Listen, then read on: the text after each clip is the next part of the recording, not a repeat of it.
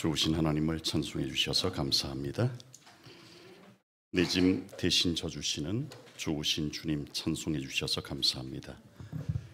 그리고 무엇보다도 우리가 가야 될 영원한 아버지의 집을 다시금 그립게 해주셔서 감사합니다. 임문동교회 성도 여러분 안녕하십니까? 안녕하세요. 여러분 정말 반갑습니다. 저는 개인적으로 감개가 무량합니다. 목회를 나온 뒤에 제가 서울삼육중학교 교목일 때 그때 연차수가 8년 차였던 것 같습니다. 최연소 교목을 할 때였던 것 같습니다. 그때 지금은 작구하신 고 김수동 장로님께서 절제회 시간 한번 와라 해가지고 갔던 기억이 나고 그 이후로는 제가 처음인 것 같습니다. 우리 전 장로님께서 소개하셨던 것처럼 임문동교회는 제가 처음으로 재림기별을 받아들였던 저의 첫 교회입니다. 그때가 제가 경희중학교 3학년 때 일인데요. 77년, 78년 그때의 일인 것 같습니다. 그때 지금 아직도 건강을 잘 유지하고 계신 우리 신용기 장로님, 또 우리 정영지 장로님, 김종원 장로님, 네, 그때도 집사님에서 장로님으로 막 올라가셨던 그 시절로 제가 기억하고 있고요. 그리고 우리 임기범 장로님은 제가 고2, 고3 때 인하공대 대학생이셨습니다. 네, 그리고 저희는 사회학교를 다니고 있었기 때문에 우리 홍민 집사님, 그때는 홍민이 누나라 그랬는데 네, 두 분이 결혼하시기 바로 직전 교제를 아주 진하게 하면서 저희들을 참 잘 격려해 주셨던 그런 기억도 납니다. 그리고 삼육식품 사장을 지낸 우리 박신국 사장은 또 제 1년 후배이기도 합니다. 여러분들 뵙게 돼서 정말 반갑습니다. 여러분 한 분 한 분을 다 열가고 싶지만 네, 이 마음을 우리 하나님은 아시리라고 생각이 되고 여러분 모두에게 하나님의 크신 복이 꼭 함께 하시기를 기원합니다. 오늘 말씀의 주제를 이렇게 좀 정해 보았습니다. 부흥하는 교회, 복받는 교회입니다. 여러분 중요한 예언서인 다니엘서는 예루살렘의 멸망으로 시작하고 있습니다. 바벨론은 그 당시의 최강대국, 남방 유다는 최약소국이었으니 예루살렘 멸망은 그리 이상한 일은 아닙니다. 하지만 바벨론과 예루살렘의 영적 의미를 아는 사람들에게 이것은 있을 수 없는 사건이었습니다. 하나님의 도성이 마르둑 신을 섬기는 사람들에 의해서 철저히 파괴된 사건이었기 때문입니다. 이건 있을 수 없는 일이었습니다. 그런데 그 일이 벌어지고 말았습니다. 하나님이 지는 것처럼 보였습니다. 그러나 하나님은 늘 역전의 명수가 되십니다. 하나님은 잡혀간 포로들을 통하여 오히려 승리하십니다. 바벨론을 부끄럽게 만드십니다. 패배의 상징인 포로를 통하여 바벨론의 왕 느부갓네살을 철저하게 낮추어 버립니다. 패배처럼 보이지만 하나님은 언제나 승리하셨습니다. 하나님은 그런 분이십니다, 여러분. 그리고 마침내 고레스 왕을 세우셔서 무너졌던 성전을 다시 세우십니다. 온갖 우여곡절이 있었지만 결국은 하나님이 승리하셨습니다. 중국의 사자성어 가운데 만절필동이라는 말이 있습니다. 중국의 매우 긴 강인 황하강은 너무 길어서 10,000번을 굽이칩니다. 하지만 결국은 어느 쪽으로? 동쪽으로 흘러간다는 말입니다. 중국은 서쪽이 높습니다. 동쪽이 낮습니다. 그래서 모든 강은 서에서 동으로 흐릅니다. 이 말은 모든 일은 순리대로 된다는 말입니다. 10,000번을 굽이치지만 그래서 어떤 마을에서는 남에서 북으로 흐르는 것처럼 보이고 어떤 마을에서는 동에서 서로 흐르는 것처럼 보이지만 결국은 다 동쪽으로 간다. 이 말은 순리대로 된다는 말입니다. 저는 이 말을 이렇게 고쳐 쓰고 싶습니다. 만절필복이라고. 하나님의 백성들에게 비록 만벌의 시련이 있을지라도 1만 번의 부침이 있다 할지라도 결국 복으로 끝날 것입니다. 여러분, 인문동교회 성도 여러분, 우리 모두는 만절필복의 백성이라는 사실을 믿게 되시기를 바랍니다. 패배처럼 보이는 일도 결국에는 승리로 마감될 것입니다. 영감의 글도 우리에게 같은 말씀을 주고 있습니다.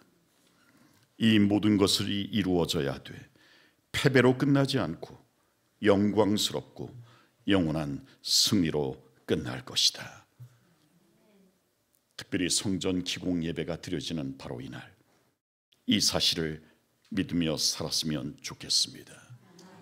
패배처럼 보이는 일도 복이 될 것이고 손해처럼 보였던 일도 반드시 복이 될 것입니다. 여러분, 이 말씀을 기억하면서 오늘의 본문을 다 함께 살펴보겠습니다.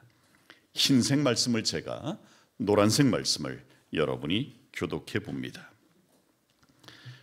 여호와께서 유다 총독 스룹바벨의 마음과 대제사장 여호수아의 마음과 모든 백성의 마음을 흥분시키시매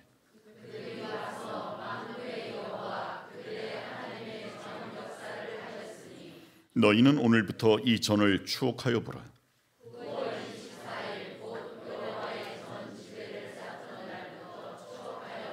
곡식 중자가 오히려 창고에 있느냐? 포도나무, 무화과나무, 석류나무, 감람나무의 열매가 맺지 못하였었느니라. 그러나 오늘부터는 내가 너희에게 복을 주리라. 아멘. 오늘의 본문은 학개 시대의 백성들이 성전을 건축하면서 어떤 복을 받았는지를 보여주고 있습니다. 오늘의 본문은 학개 시대의 백성들이 성전을 건축하기 시작하면서 두 개의 복을 받았다고 소개합니다. 첫 번째는 부흥이고 두 번째는 바로 복입니다. 여러분, 오늘 첫삽을 뜨는 날, 여러분의 가정과 이 교회가 부흥하는 교회 되기를 원하십니까? 아멘. 복받는 가정 되기를 원하십니까? 아멘. 그렇다면 학개 시대의 백성들이 어떻게 했길래 부흥하고 복을 받았는지 본문을 통하여 함께 살펴보도록 하겠습니다. 학개에서 나타난 부흥하는 교회, 복받는 교회란 첫째, 하나님의 판단을 존중하는 교회입니다. 나를 향한 하나님의 판단을 있는 그대로 존중하고 수용할 때 부흥은 반드시 일어납니다. 여러분, 학개서 1장 2절에 보시면 노란색 말씀, 이 백성이라는 단어가 나타나고 있습니다. 하나님께서는 당신의 백성들을 부르실 때, 지칭하실 때 늘 내 백성이었습니다. 이스라엘 백성들이 말 듣지 않을 때에도 내 백성이었습니다. 심지어 애굽에서 430년 동안 노예 생활을 할 때도 내 백성이었습니다. 그런데 지금은 이 백성이라고 부르고 있습니다. 불쾌하시다는 겁니다. 여러분, 하나님이 지금 불쾌하시는 이유가 무엇일까요? 여호와의 전을 건축할 시기가 아직 이르지 아니하였다는 그들의 판단 때문이었습니다. 여러분, BC 538년에 고레스 왕이 5만 명의 유대인들, 예루살렘 거민들을 예루살렘으로 보냅니다. 포로들을 보내요. 그 목적은 오직 하나였습니다. 예루살렘 성전을 재건하라는 것입니다. 성전 건축하라는 것입니다. 그런데 이 계획을 학개서 1장 2절에서 이스라엘 백성들이 이렇게 말합니다. 아직 시기가 되지 않았다. 고레스 왕이 5만 명을 보내면서 그냥 보냈을까요? 아니요. 성전을 지을 재료를 딸려 보냈습니다. 백향목, 석재, 금, 은까지 보냈습니다. 그런데 그걸로 뭘 했는가? 자기 집 졌습니다. 그리고 말합니다. 여호와의 전을 건축할 시기가 아직 되지 않았다고. 여러분, 위기라고 하는 것은 하나님이 이미 그렇다 하신 것을 사람이 그렇지 않다 재판단하면서부터 시작되는 것입니다. 생물학자인 카프만 여사가 비단 나방이 누에 고치를 뚫고 나오는 모습을 관찰하고 있었습니다. 여러분 잘 보시면 숨구멍이 있는 거를 이거는 LED라서 안 보이는군요. 숨구멍이 있는 것을 여러분 보시게 될 것입니다. 그 구멍으로 저렇게 비단 나방이 나오는데 이 사람 눈으로 보기에 너무 비좁아 보이는 겁니다. 너무 힘들어 보이는 겁니다. 그래서 이 카프만 여사가 저렇게 연필 끝으로 2개의 누에 고치에 구멍을 넓혀줬습니다. 그러자 매우 쉽게 나왔습니다. 그런데 다른 고치에서는 여전히 힘겹게 나오는 것입니다. 그걸 보면서 이 카프만 여사가 하나님을 조금은 비웃었습니다. 조금만 넓혔어도 저렇게 고생 안 할 텐데. 그런데 문제가 생겼습니다. 어렵사리 구멍을 빠져나온 3마리의 비단 나방은 날개가 마르자마자 날개를 펼쳤고 날아다녔습니다. 그런데 쉽게 빠져나온 2마리의 비단 나방은 날개가 말랐지만 여전히 기어다니고 있는 겁니다. 깜짝 놀랐습니다. 도감을 찾아봤습니다. 서적을 찾아봤습니다. 그랬더니 고치 안에서 번데기에서 성충으로 우화될 때 그때 힘이 어디에 집중이 되어져 있냐면 날개 쭉지에 집중이 되어져 있다는 겁니다. 좁은 구멍을 빠져나오면서 어깨 쭉지가 얼마나 힘들었을까요?만 그 마찰력에 의해서 그 에너지 힘이 날개로 전신으로 퍼져 나간다는 내용이었습니다. 그런데 쉽게 나왔더니 어떻게 된 것입니까? 여전히 이 어깨에만 힘이 잔뜩 들어가 있어가지고 시간을 더 기다려야 됐던 겁니다. 그때 카프만 여사가 남긴 말이 이 말입니다. 하나님의 판단이 늘 최선이다. 우리도 살다 보면 그럴 때가 있습니다, 여러분. 내가 원하는 걸 하나님이 주실 때는 하나님을 찬양하지만 내가 원치 않는 것을 하나님이 주실 때는 비난합니다. 그저 내 아이의 건강이 회복되기를 바랐는데 죽음을 주시고, 지금보다 내가 조금만 더 형편이 나아지기를 바랐는데 오히려 더 악화시키시고, 최소한 하나님 응답해 주기를 바랬는데 침묵으로 일관하실 때 원망만 가득해질 때가 많지 않습니까? 그럴 때 누가 하나님의 판단을 존중할 수 있을까요? 하지만 여러분, 요셉을 생각해 보십시오. 애굽의 노예로 팔려가는 그 순간에도 하나님의 판단을 원망치 않았습니다. 애굽에서 만난 첫 주인 보디발이었습니다. 그 집을 위해서 충성을 다했고 최선을 다했습니다. 돌아온 건 파렴치범으로 몰리는 일이었습니다. 감옥에 가는 일이었습니다. 그때도 요셉은 하나님의 판단을 원망하지 않았습니다. 존중했습니다. 하나님을 여전히 믿고 있었습니다. 왜일까요? 아직 끝나지 않았다는 믿음이 있었기 때문입니다.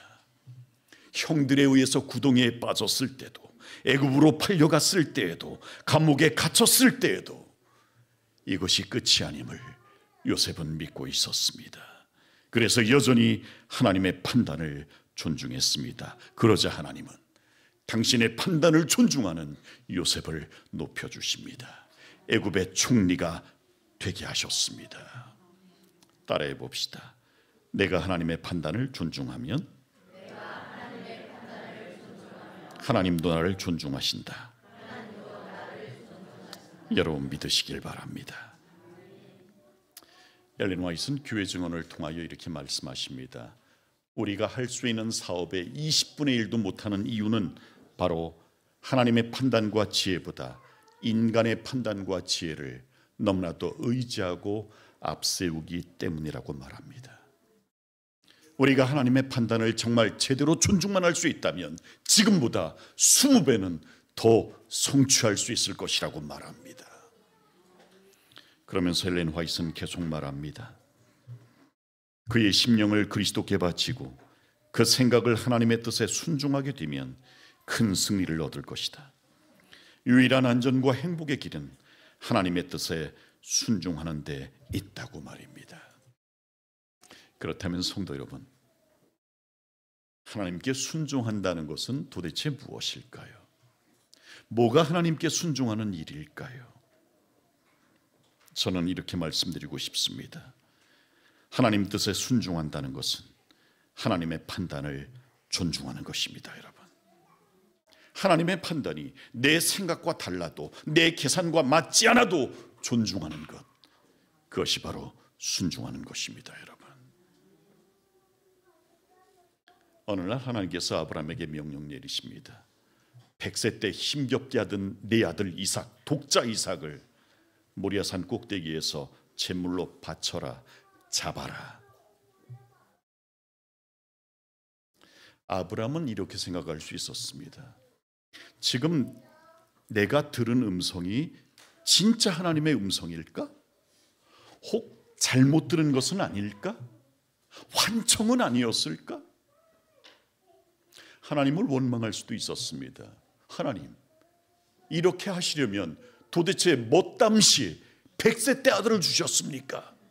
항의할 수 있었습니다. 하지만 아브라함은 순종합니다. 아브라함이 순종할 수 있었던 까닭은, 이유는 하나님의 판단을 존중하기 때문입니다. 여러분, 아브라함의 순종은 하나님의 판단을 존중한 결과였습니다. 어느 날 이스라엘에 큰 기근이 들었습니다. 하나님이 엘리야에게 말씀하십니다. 사르밧으로 가라. 그러면 과부가 있을 터인데 너를 공궤하리라. 여기서 공궤는 극진히 대접하리라. 믿고 갔습니다.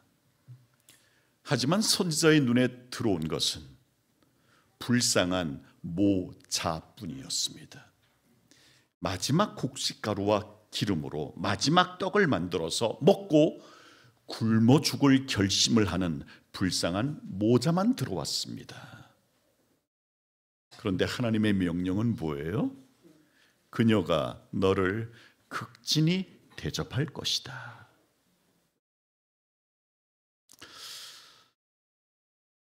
만약 제가 엘리야였다면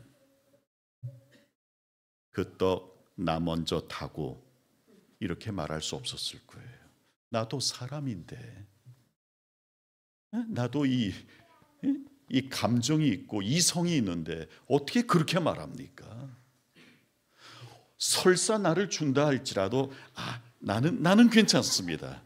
아드님 더 주세요. 이게 사람이지 않습니까?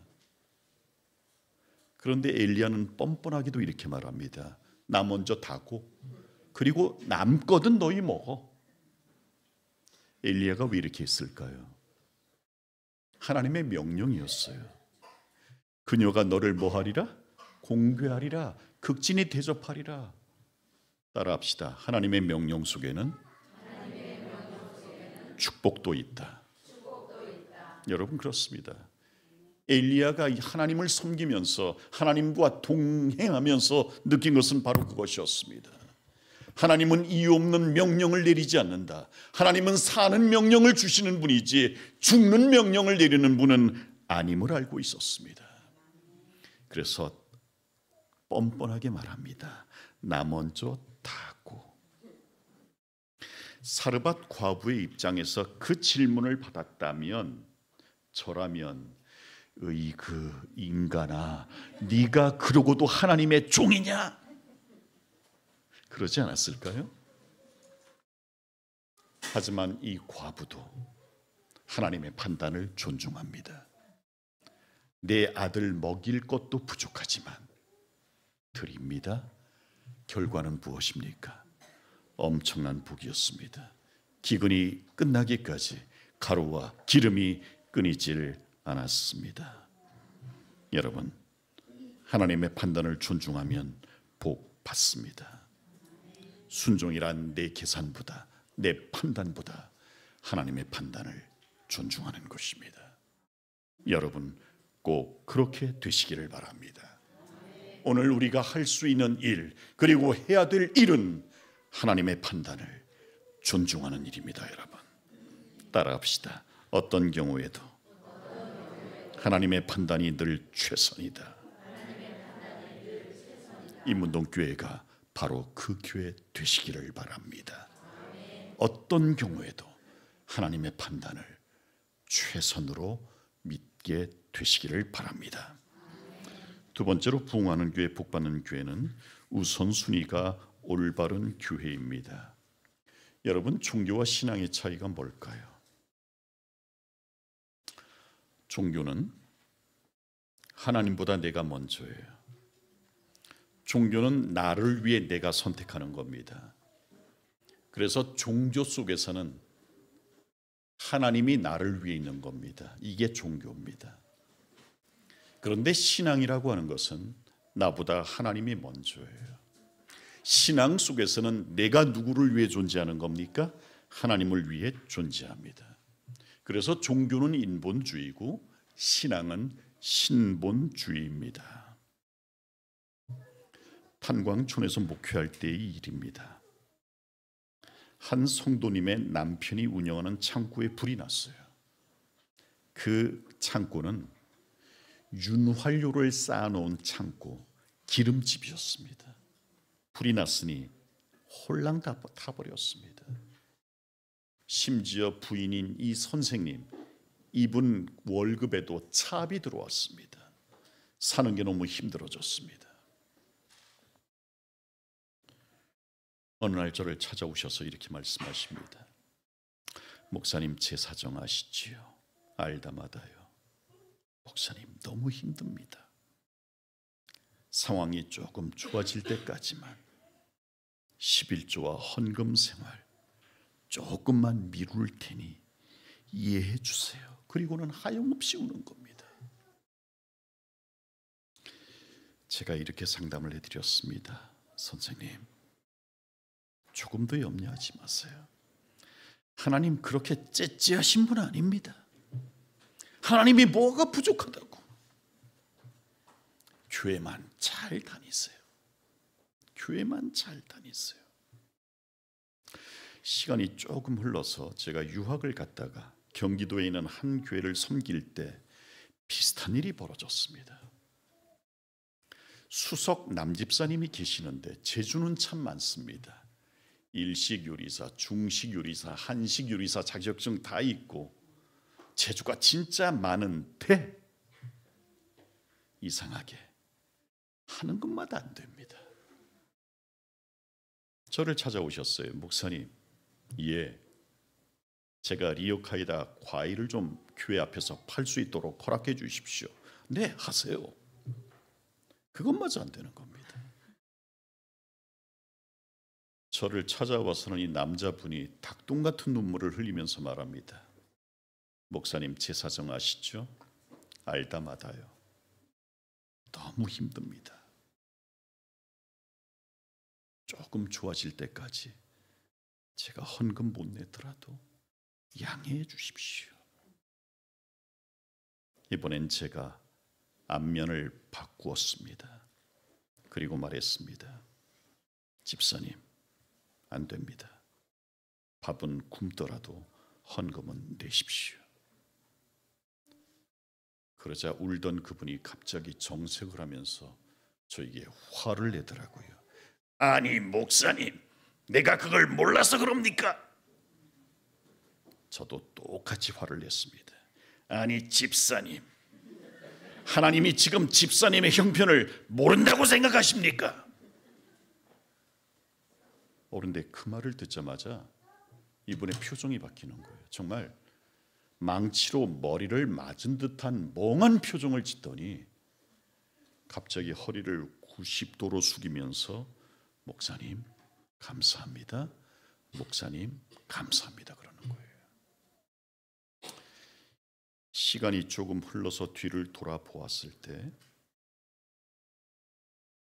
맨 처음 인간적으로 상담을 해드렸던 그분의 빚은 20년이 지나도록 해결되지 않았습니다.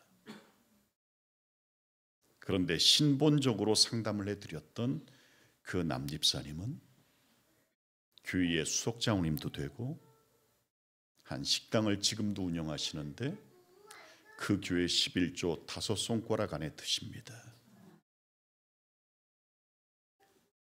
인간적으로 상담했던 것이 얼마나 창피하고 부끄러웠는지 모릅니다. 잘해준다고 한 것이 결과적으로는 못한 것이 되고 말았습니다. 사랑하는 성도 여러분, 우리 종교대로 살지 말고 신앙대로 살았으면 정말 좋겠습니다.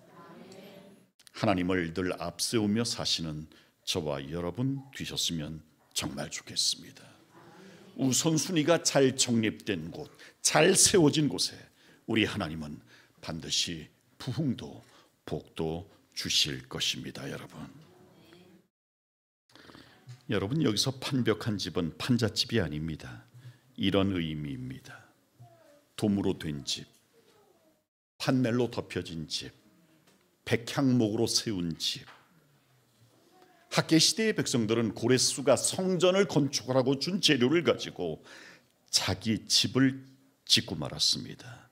그들의 삶은 우선순위가 바뀐 삶이었고 학개서 1장 6절에는 우선순위가 바뀐 삶을 이렇게 설명하고 있습니다.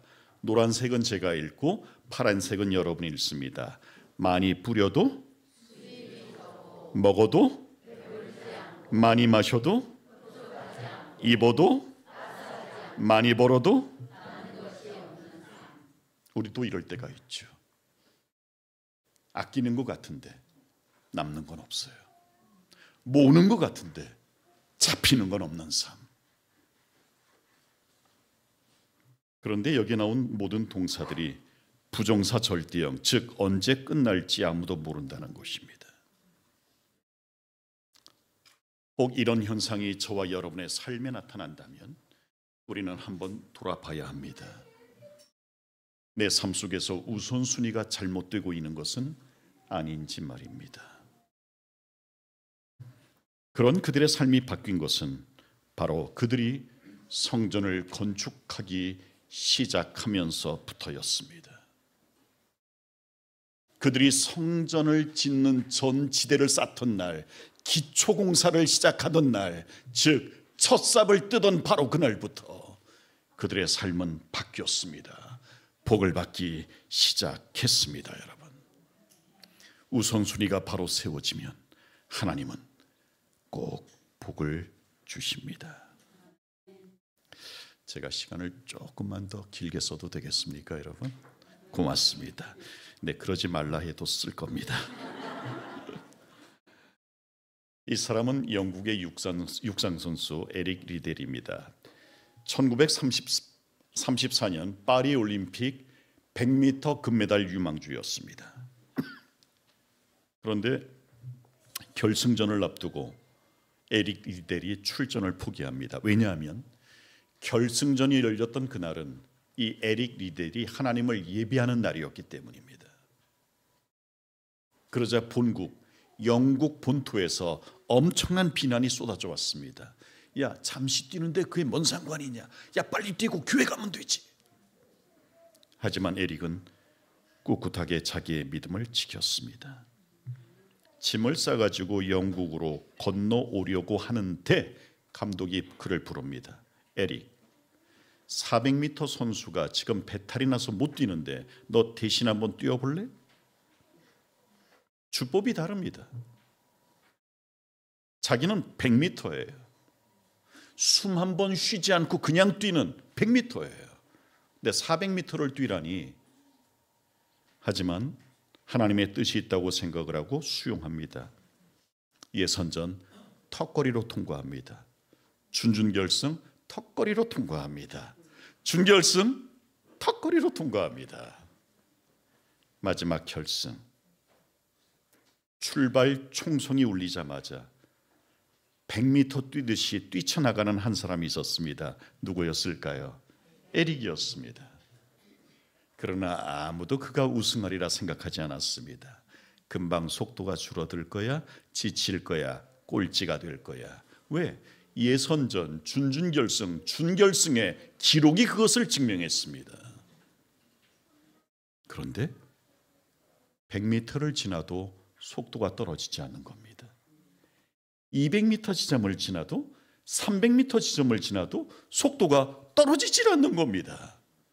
그대로 그 속도로 꼬린 세계 신기록으로 금메달을 땄습니다.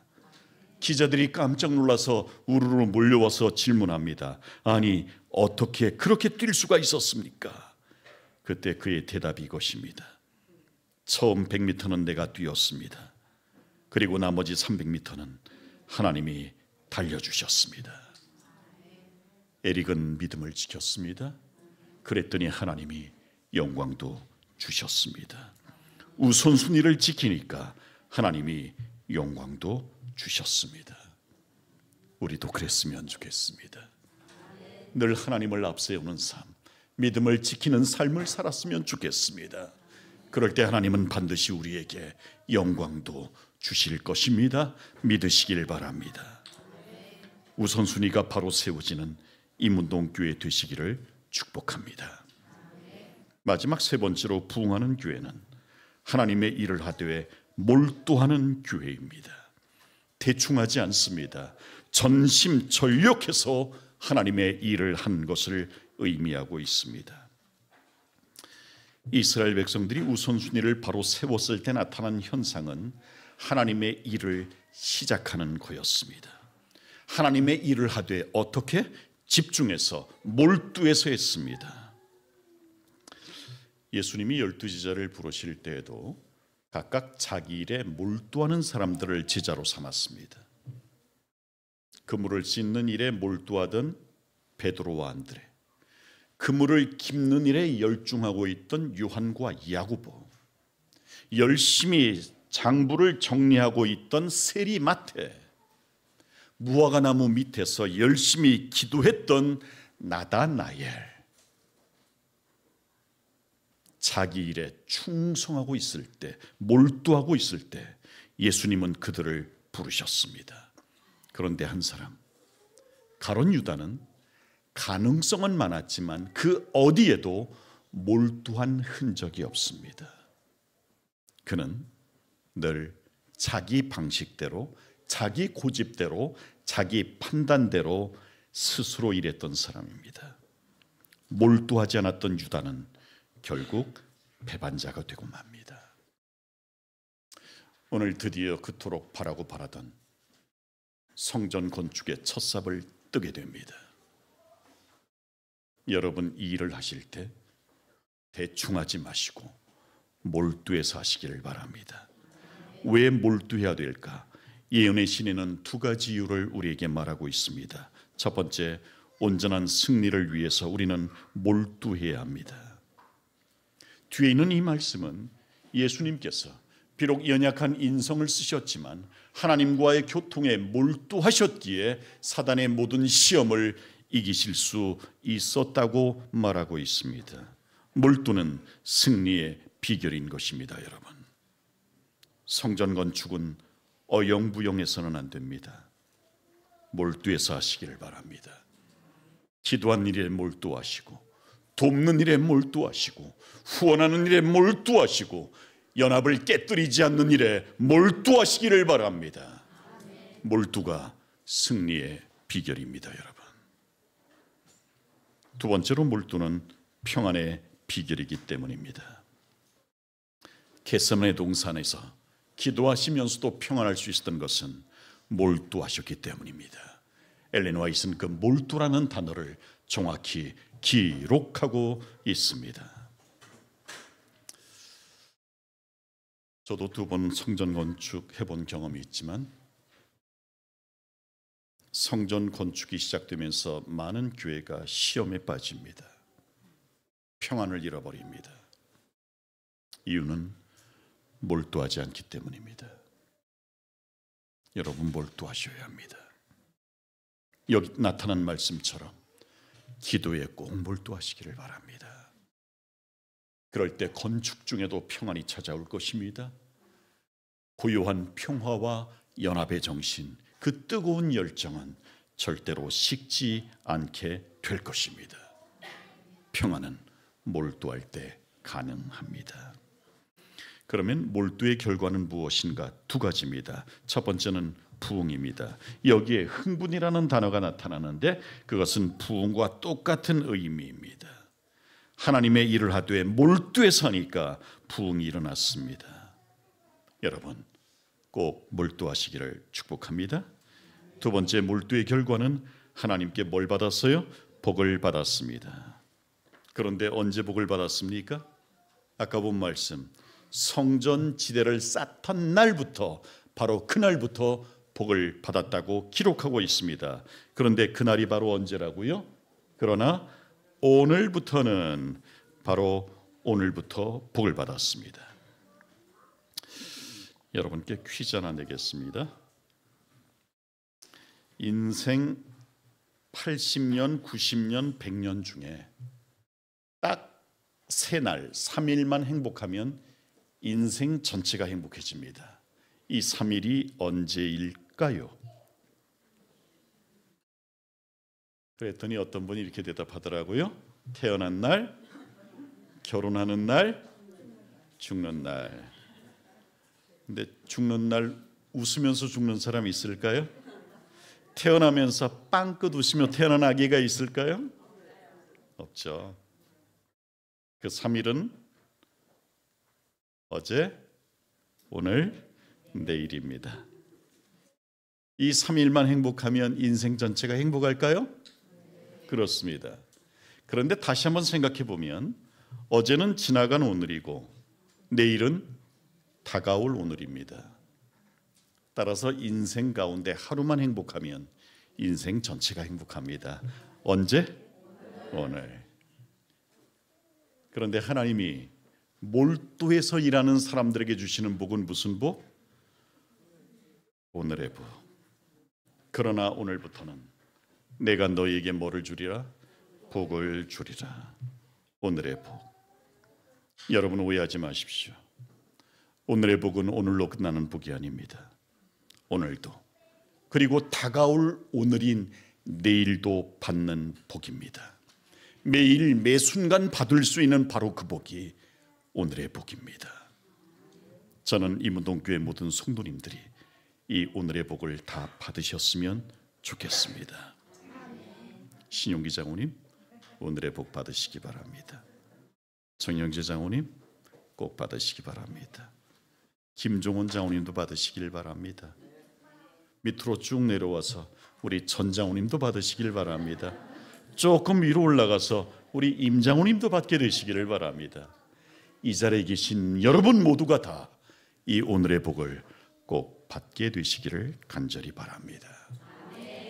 그런데 부흥과 오늘의 복을 경험할 사람은 아무나 받는 건 아닙니다. 어떤 사람이 받는가? 첫째, 하나님의 판단을 존중하는 사람. 둘째, 우선순위를 잘 세우는 사람. 셋째, 하나님의 일을 하되 어떻게 하는 사람? 몰두해서 하는 사람. 저는 이문동교회가 성전이 건축되는 기간 내내 이런 교회 되었으면 좋겠고 이런 사람 되었으면 정말 좋겠습니다. 그래서 이문동교회가 더 부흥하고 더 복을 받는 교회가 되었으면 좋겠습니다. 제가 중3 때부터 신학과 2학년 다닐 때까지 제가 이문옥교회를 안식일마다 출석을 했으니까 6년간 제가 출석을 하고 그 다음부터는 제가 전도사 또 목회자 생활을 하느라 출석을 못했습니다. 그러다 보니 제 뇌리 속에는 그 언덕 꼭대기에 시멘트로 칠해진 빨간 지붕을 가진 십자가 높이 세워진, 거기가 원래 무덤터인 거 아시죠?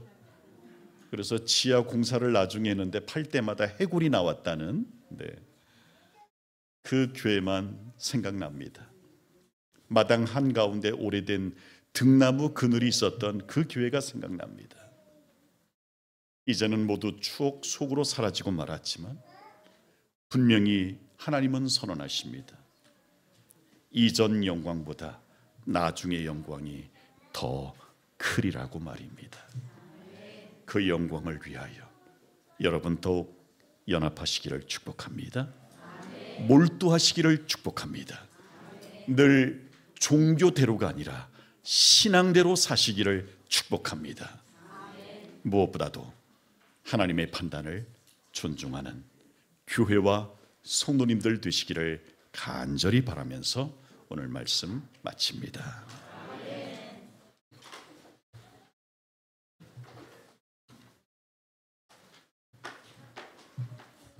네, 목사님 말씀 감사합니다.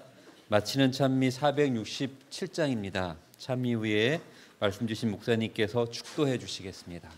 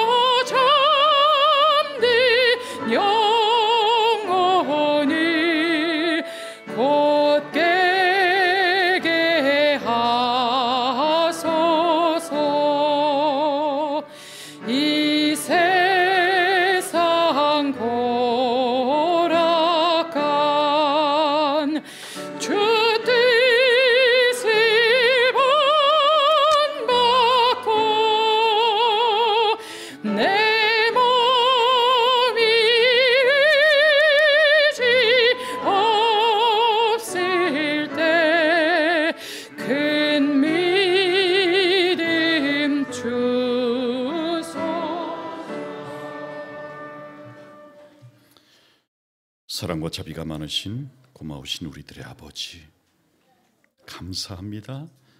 정말 감사합니다. 하나님, 적절한 시기에 우리 귀한 종 황현수 목사님, 김환희 부목사님을 이곳에 보내주셔서 든든히 잘 목양하게 하시고 또 성전 기공의 첫 삽을 뜰 수 있도록 인도해 주셨사오니 진심으로 감사를 드립니다. 이제 담임 목사님을 필두로 모든 장로님들과 집사님들, 모든 남녀노소들이 하나로 연합하여 첫삽과 아울러 완공을 거둘 때까지 내내 하나님의 감찰하시는 눈이 건축 현장에 함께하여 주시옵시며 모든 성도들의 가정을 두루두루 진쳐주시고 보호하여 주셔서 더욱 부흥하는 교회, 복받는 가정으로 살 수 있도록 은총을 베풀어 주시옵소서.